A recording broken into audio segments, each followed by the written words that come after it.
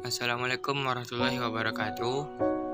Baiklah, saya akan mencoba mempresentasikan tentang manfaat etika administrasi negara dalam memperlancar peranata-peranata pembangunan. Sebelum saya mempresentasikan materi berikut ini, saya akan memperkenalkan diri terlebih dahulu. Nama saya Faris Rahman dengan NIM 1904-2208 dengan nomor absen nomor 36. Baiklah, di sini saya akan menjelaskan tentang manfaat etika administrasi negara dalam memperlancar peranata pembangunan. Sebelum masuk pada poin-poin inti, yang pertama kita akan membahas tentang definisi etika administrasi publik. Etika administrasi publik menurut Pak Solong tahun 2007 halaman 193 diartikan sebagai filsafat dan profesional standar atau kode etik atau rights rules of conduct atau aturan berperilaku yang benar yang seharusnya dipatuhi oleh pemberi pelayanan publik atau administrasi publik. Etika mempelajari tentang filsafat, nilai, dan moral, sedangkan administrasi publik mempelajari tentang pembuatan kebijakan, pengambilan keputusan, dan pengimplementasian kebijakan. Etika bersifat abstrak dan berkenaan dengan persoalan baik dan buruk, sedangkan administrasi bersifat konkret dan harus mewujudkan apa yang telah dirumuskan dan disepakati dalam kebijakan publik. Baiklah, pada poin pertama yaitu manfaat etika administrasi negara. Berikut adapun beberapa manfaat etika administrasi negara, yaitu yang pertama mewujudkan pemerintah yang bersih, efisien, dan efektif. Yang kedua, ketersediaan untuk menerima pendapat yang benar, walau datang dari orang per orang ataupun sekelompok orang. Adapun yang ketiga, manfaatnya yaitu menghargai perbedaan, jujur dalam persaingan. Yang keempat, menumbuhkan suasana politik yang demokratis, yang berpikiran terbuka, rasa tanggung jawab, dan tanggap aspirasi rakyat. Adapun yang terakhir, manfaat dari etika administrasi publik tersebut yaitu menjunjung tinggi hak asasi manusia. Baiklah, dan selanjutnya masuk kita pada poin yang kedua, yaitu pendekatan etika administrasi publik. Di sini yang pertama, pendekatan etika administrasi publik yaitu adalah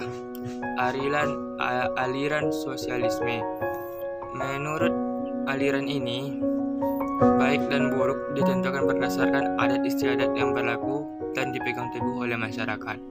Yang kedua, aliran hedonisme atau hedone adalah perasaan atau kesenangan.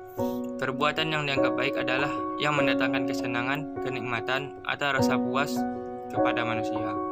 Yang ketiga yaitu adalah aliran intuisisme.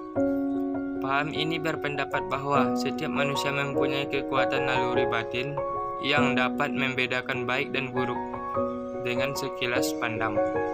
Yang keempat, adanya aliran utilitarianisme.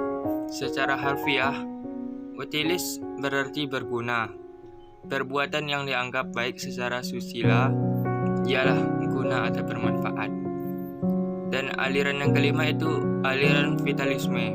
Menurut paham ini, yang baik ialah mencerminkan kekuatan dalam hidup manusia. Adapun yang keenam, aliran religiusme. Menurut paham ini, yang dianggap baik adalah perbuatan yang sesuai dengan kehendak Tuhan, sedangkan perbuatan buruk adalah perbuatan yang tidak sesuai dengan kehendak Tuhan. Yang ketujuh, ada aliran evolisisme. Mereka yang mengikuti paham ini mengatakan bahwa segala sesuatu yang ada di alam ini mengalami evolusi, yaitu berkembang dari apa adanya menuju kesempurnaannya. Baiklah, itulah ya tadinya pendekatan administrasi publik. Kemudian masuk pada poin ketiga, yaitu keterkaitan etika dan proses pembangunan. Di mana pada keterkaitan ini, yang pertama yaitu adalah etika dan nilai-nilai moral harus diletakkan bersama dengan pembangunan ekonomi, sosial, politik, budaya untuk memecahkan persoalan pembangunan. Dan yang kedua, etika dan nilai-nilai harus menjadi pertanyaan dalam teori, perencanaan, dan praktek. Yang ketiga yaitu pembangunan dalam artian perencanaan pembangunan harus mempertimbangkan nilai-nilai kemanusiaan. Dan yang terakhir yaitu pembangunan akan kehilangan makna jika mengorbankan kemanusiaan. Mungkin itulah keterkaitan etika administrasi publik dengan pembangunan. Masuk kita pada poin yang keempat, yaitu fungsi etika administrasi publik. Yaitu di mana di sini terdapat beberapa fungsi yang bertujuan yang pertama untuk menunjukkan suatu keterampilan intelektual, yakni suatu keterampilan untuk berargumentasi secara rasional dan kritis.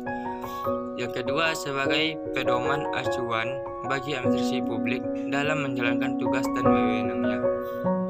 Baiklah, mungkin itu sedikit presentasi tentang materi manfaat etika administrasi publik dalam Pranata Pembangunan. Sekian dari saya ucapkan terima kasih. Wassalamualaikum warahmatullahi wabarakatuh.